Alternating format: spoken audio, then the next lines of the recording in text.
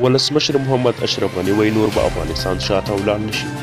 سلام او مینه دوستانو، د ویډیو له شریکېدو مخکې چینل سبسکرایب او خوا کې ورسره د بیل نشان ووهئ. د افغانستان ولسمشر اشرف غني وایي افغانستان به هیڅ وخت شاته تګ ونه کړي او له افغانستان څخه یې د نړۍ ملاتړ ترلاسه کړی دی. اشرف غني ویلي په تیرو 4 کلونو کې افغان حکومت له موجوده ستونزو سره په بېلابېلو برخو کې لاسته راوړنې لري چې په وینا یې د لاسته راوړنې د تیرو حکومتونو په پرتله بېساري دي. اشرف غني ملت ته د حکومت لخوا د حساب ورکولو په ویډیوي پیغام کې ویلي چې له دې وروسته هر وزارت او اداره مسؤله ده چې د شفافیت او ولس ته د حساب ورکولو په هدف د خپلو کړنو په اړه له ملت سره معلومات شریک کړي.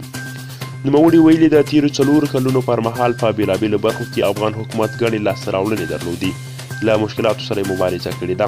نوموړي وویل په تجارت او ترانزیت کې د افغانستان لپاره د ځای پیدا کول، په داخلي او بهرني اړیکو کې شفافیت، په افغانستان کې د تجارت لپاره د ګڼ شمېر ځمکني او هوایي دهلیزونو پرانیسته، د اوبو مدیریت، له فساد سره مبارزه، په اصلاحاتو کې پرمختګ، په سیاسي اداري ټولنیزو برخو کې د ښځو اغېزمنه ونډه هغه څه دي چې د بیلګې په توګه یادونه کولی شو. ولسمشر زیاته کړه افغانستان شاته تګ نه کوي. نړۍ او د سیمې هیوادونو ته یې قناعت ورکړی چې له افغانستان څخه ملاتړ وکړي.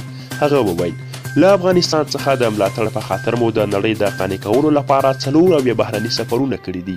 زموږ اساسي هدف دا و چې له نړۍ سره د دوامداره همکاریو د تعامل فصل پرانیزو او افغانستان د تړلي هیواد څخه په مقتدر شریک بدل کړو.